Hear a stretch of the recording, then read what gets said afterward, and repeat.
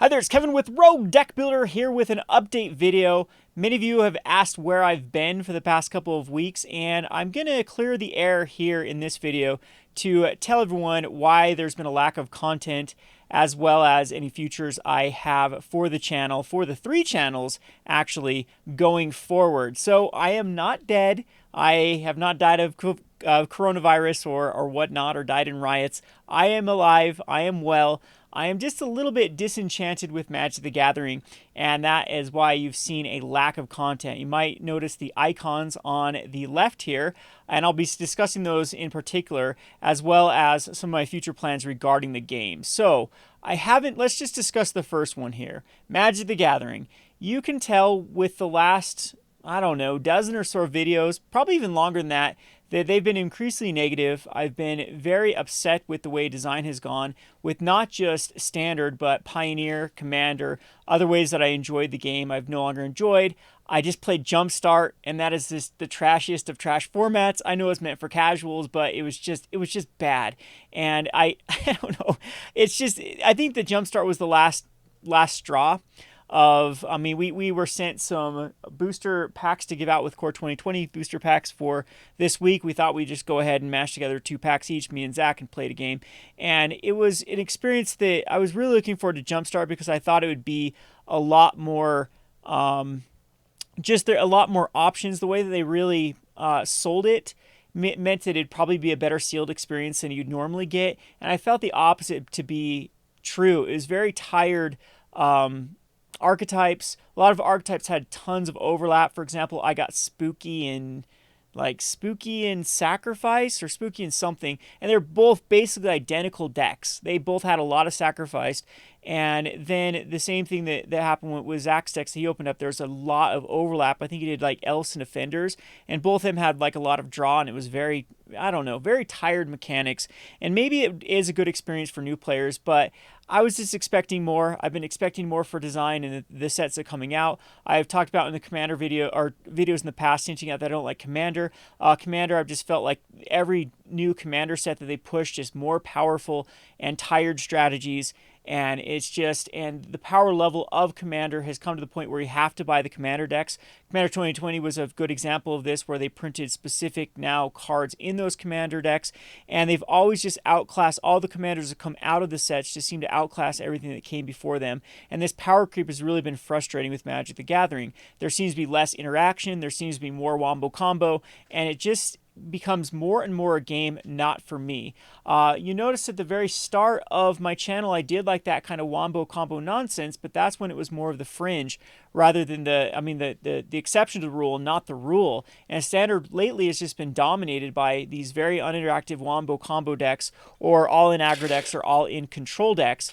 And I think that it's just set a very bad precedent now that you have to create cards that can answer these type of wombo combos or hyper-aggressive cards, which leads to then cards that just answer all cards and whatnot. So been increasingly frustrated with design. The amount of bannings has been unprecedented throughout the formats. I feel that Pioneer was in a good place until Theros was printed, and then we had some problematic cards printed in both Theros and Ikoria, and I don't think that they're going to slow down anytime soon as far as design concerned. So as a player, I've become more and more frustrated, because this was my niche. I like to be as competitive as possible by building more wonky decks. And when those 3 archetypes are very dominant, very hardcore on control, very hardcore on aggro, and very hardcore on wombo combo, it leaves very little room for innovative decks or synergy strategies, which was the whole attraction to Magic the Gathering for me in the first place. I've always been a big synergy player. So Wilderness Reclamation was the last straw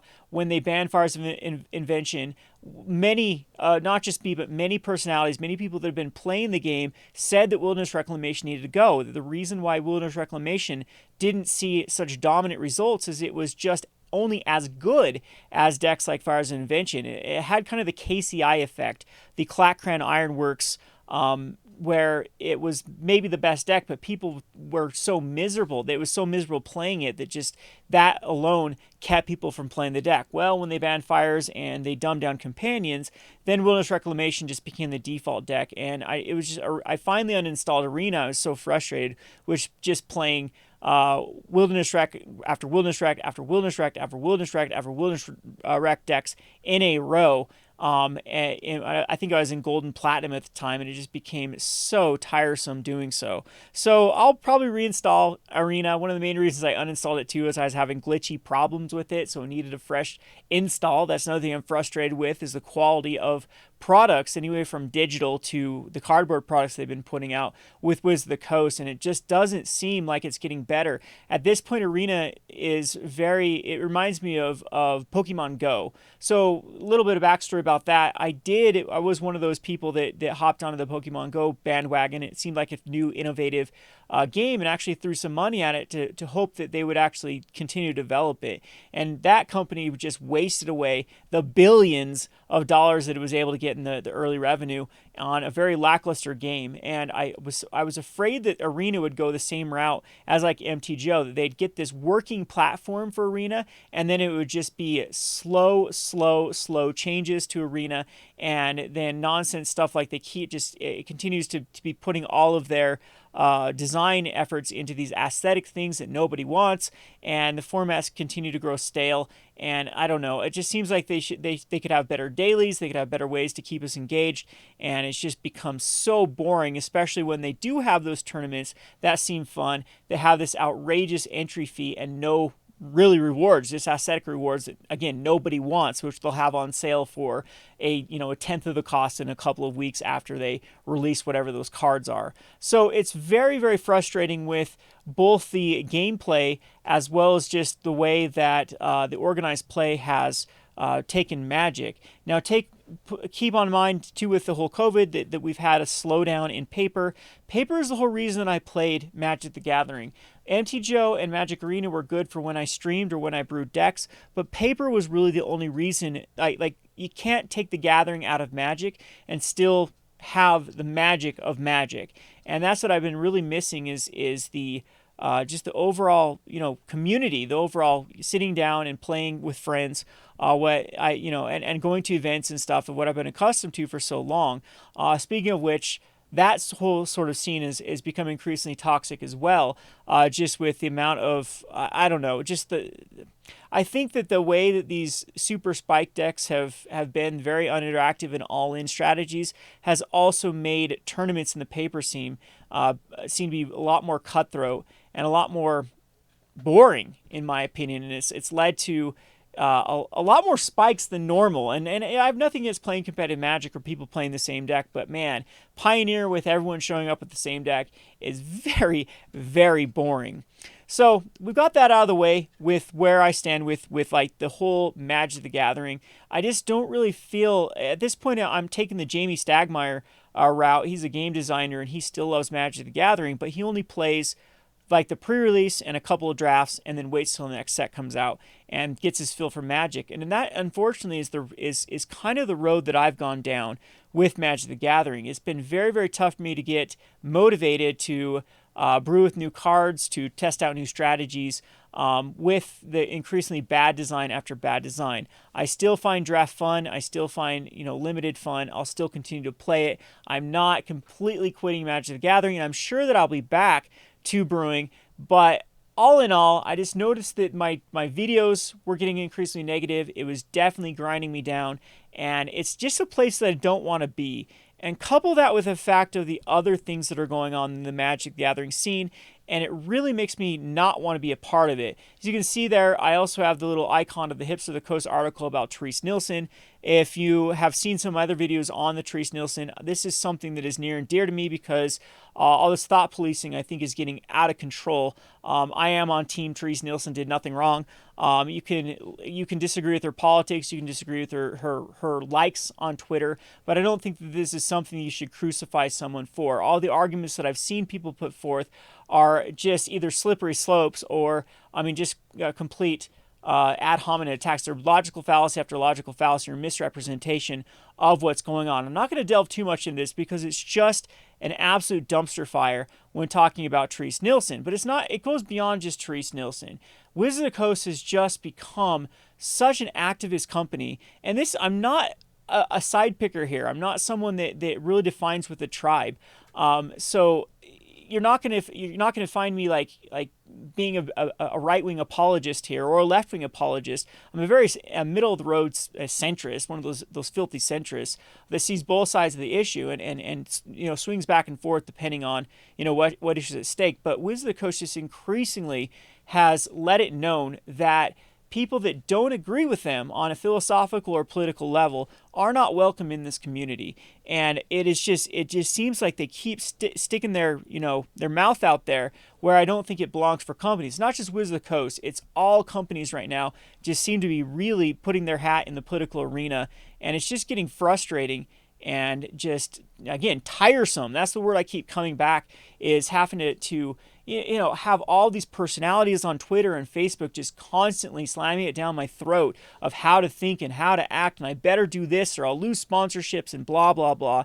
And all that compacted together just makes it so that I really have had a negative Magic the Gathering experience.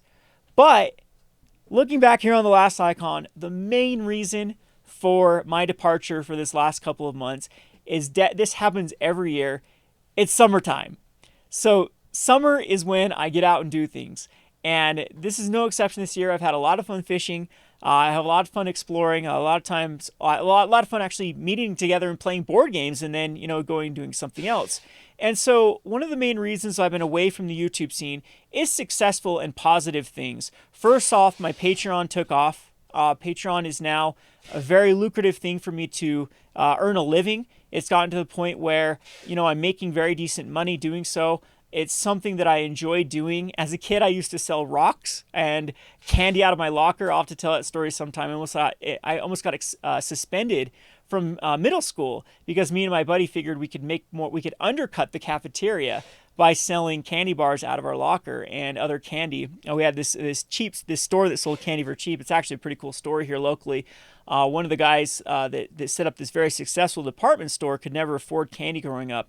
And so when he became successful, he sectioned off a place in his department store to sell candy at cost so that kids could afford it. They could come in and buy candy for super cheap. So what we were doing was we were buying the candy from this department store and then selling it at our lockers, and we finally got shut down because we were, of course, selling things illegally but undercutting the competition, which is, so I'm an old dude. I'm in my late 30s, and I've never really found a place. I've gone through jobs. I've been a forklift operator. I've managed a warehouse. I've done a lot of like manual labor jobs. I've been a courier in my life. And then when I quit those to kind of pursue Magic and ended up starting my local game store, I've been kind of lost my entire life of what career I wanted to make. And it's funny that I've gone back to the origins of kind of being just a business person. And I always enjoyed it as a kid, and I'm getting satisfaction out of finding deals and making these relationships with distributors and again, bargain hunting and rebranding stuff. I'm going to show you some stuff here in a second. And it's been very fulfilling. For once in my life, I really feel fulfilled, and really running this subscription service through Patreon. If you're not familiar with it, what I do through Patreon is I've set up kind of like an Amazon Prime type service. So you sign up for a subscription service, and you're allowed to get so many products per month at distributor cost. And it's really helped me just learn the business inside out, to really start to speculate on products, to try to increase my customer satisfaction and customer service through different methods. All of that I found very fulfilling, and doing so. A lot of it, people might think that's a big chore. It's funny because I thought that editing videos was the worst. It's like chewing nails to me. I've never really enjoyed that aspect. I've liked being a personality. I've liked being a content creator, but the mundane part of it has just been abysmal for me personally. Whereas the store end of things, I get a lot more satisfaction and fulfillment out of. I like looking at numbers. I like, scrolling through inventories. I like, balancing the books. Those type of things are a lot more, it's just my personality fits with them a lot more than I thought it would. And again, it's really fulfilling to find kind of that niche in life of what you're good at. So again, this video is not negative, and again, I will get bored. I will come back to Magic. I will start brewing. I've been consistently off and on for years. This is nothing new, and I just wanted to get that out there before I start getting more messages of people getting worried. So the other two channels, Rogue Market has kind of been on the back burner, just with I've again changed my focus over more on the sealed end of product and really providing, customer service and customer satisfaction to my patrons, that I haven't had as much time to flipping Magic cards as I once did.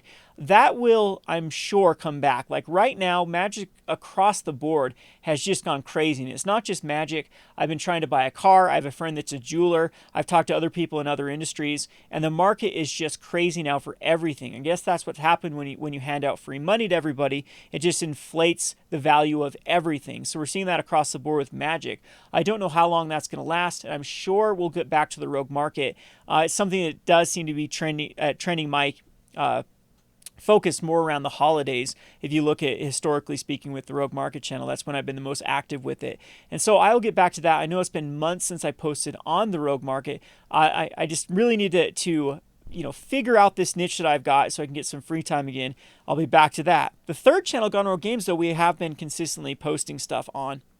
And so if you want to keep up with me, I definitely suggest you go and check out that channel, Gone Rogue Games. Just Google it, and our YouTube, I'll have a link in the descriptions below, or on my channel, you can go to the About page, and I'll have that link there. We've had a lot of fun. It's kind of Zach and my channel just to kind of showcase whatever was on our mind. That's where like the Gone Roguers have gone. That's where the Patreon booster box openings have gone. I do product reviews over there, something like I'll show you here in a second what I'm doing, and I'm trying to really grow that channel. So this one, I started that because I wanted to separate the channels of what their identities were. So this was the brewing channel. This was kind of where I talked about decks. I've also turned this in kind of my ranting channel about anything to do with Magic the Gathering. I'll continue to do that. This channel will not go anywhere. It's by far my largest channel. It's kind of a dead channel as far as like the YouTube algorithm is concerned, but it's still the place that the majority will, when I do have an idea for a video, it will go on. The Rogue Market channel is a finance channel. I separated the two because some people could care less about my brews and some people could care less about my finance, and that is a good place to separate those right there on that line. My third channel will be more about the store or what's going on Patreon and talking about products and behind the scenes at local game stores. So if that's something you're interested in, I highly suggest you go check that out. All right, so this video is kind of getting long, so let me show you some stuff we've been working on. So, I mean, it's just not in dead time. Again, my interests have just kind of changed. So we've been branding. I've been finding these products for super cheap, like these closeout products. This is a Dragon Shield White playmat, and I don't know if you can see this bad boy. This is a playmat that we have vinyled. So it's just a heat treatment on a playmat with vinyl, and got the RDB logo here. So far, I've only been selling these to patrons, but they're beautiful. So it's something Zach really enjoys doing is kind of the arts and crafts stuff. So we've invested a lot of money in that and some research into how to do these sorts of things. And we've come up with some pretty good products. And it's again, this is something that is very fulfilling of just taking ideas and running with them. And there's this Gone Rogue Game playmat. This one's, everything's mirrored. That Gone Rogue Games playmat that has kind of the, I can't remember what Zach calls this, little stitch marks in it. Yeah, that one's beautiful. I love this playmat. We also have black playmats we've done stuff with and put other designs on them. And I'll be looking to get other colors. There's a new company called GameGenic that is coming out with some pretty sweet products at very affordable rates. I'll be looking into branding those. And it's not just like playmats we've been branding. We've been taking these closeout Dragon Shield deck boxes. These are expensive deck boxes. They're super, super nice. I've been doing product review channels over at the Gone Rogue Games channel. And again, we've kind of branded these with the sweet RDB logo there. We also do the Gone Rogue logo, or the Gone Rogue Games channel. So this one's actually what is this one? I think this is a BCW deck locker. So these are pretty sweet deck boxes as well that I got for cheap on deals, and then we branded with the Gone Rogue Game vinyl, and then Zach painted this BCW logo that was just black, and so it's a silver on black. And again, if you're interested in any of these products, just give me a message and we'll see what we can do. So far, again, I just sell things through Patreon because it's just easier that way. Have everyone's address and money up front type stuff. Works a lot better than going the other route. Here's a Dragon Shield Nest, another expensive deck box. This is, I believe, a Nest 100 Plus. And, branded that sweet RDB logo, green logo on the back. Got a pink on black one. This one's one of my favorite ones as well with the RDB logo. Again, this one also is a deck locker, I believe. Yep, there's the deck locker. And I'll have the full names of this on when we do a review on them. So this one has all of it. It's got the Gone Rogue, and it's also got the RDB. Everything is sorry, but it's all mirrored, so everything's upside. I have to turn it upside down for it to. Oh no, I'm just not the smartest when it comes to mirrors and webcams. So there's the as I hit myself with the mic. The Gone Rogue here, and then we've even branded some of these bigger products. The BCW Deck Vault 300, I think, is what this is. And yeah, so you can kind of see these products. So we'll be doing more reviews on that, and be looking forward. I'll still do a top 10 list from Core 2021, I'm sure, in the next couple of days, and we'll get back to the market Monday as well. Just wanted to get it out there. I'm not dead. I'm doing extremely well. Oh yeah, got to show the t-shirt here. Same thing. This is just heat treated. Sweet t-shirt. This is orange on black. Shout out to Zach. He's really just knocking it out of the park with these products. And yeah, just check out the Patreon if you want to keep supporting that sort of content. And yeah, stick around. We'll be back. I'll be back brewing. I just need to get my bearings and take a little bit of breather, take a little bit of break. Something I've noticed about myself is I'm not the greatest with when emotions get heated. Then I tend to, really dig in, and then I start letting negativity compound on a negativity, and then it's just not a good situation for anybody. So, yeah, that's where we're at right now with Magic the Gathering. Gonna play in the Core 21 pre-release. Gonna play in other things. Looking forward to other things coming out. Yeah, that's another thing that I've been very negative about too. Is Wizards of the Coast as far as distribution is concerned, and product lines coming out. If you want the biggest headache imaginable, start your own local game store and have to deal with Wizards of the Coast and distributors and just nonsense that surrounds that entire issue. Most distributors are great, and I actually feel for them too, but Wizards of the Coast is one of the most horrendous companies to deal with when it comes to their product line and getting things on time and getting what you ordered and playing this stupid game of begging for products. Meanwhile, the sports and mores and the Amazon sellers and whatnot get thousands upon thousands of products and don't even have legit local game stores. So that's another thing that has become so tiresome for me as a game store, as someone that used to love the company, as someone that was a player, is just justifying throwing money at this garbage company called Wizards of the Coast that really just needs to be cleaned house in everything from design to organized play to distribution to optics to just community building, to everything. This company has just failed and failed and failed. And at what point to give your support for that? Unfortunately, as a local game store and as how I do my Patreon, Magic the Gathering is the breadwinner. The entire industry does not survive without the success of Magic. And so we all feel very just handcuffed to the game, whether we like it or not, or whether we like the decisions or not. And I always will love Magic, and that's why if people ask me, why do I stick with it? If I have so much negativity towards Magic, why do I stick with it? It's because I believe that Magic is as much mine as it is Mark Rosewater's or anyone else that works at Wizards of the Coast. I've been playing this game since the beginning. I loved it so much that I started a YouTube channel, that I started a local game store, that I went on a pro tour, that I worked for big names in the Magic the Gathering community. This is something I put my heart and soul into, and it's, like I said, it's as much mine as is theirs.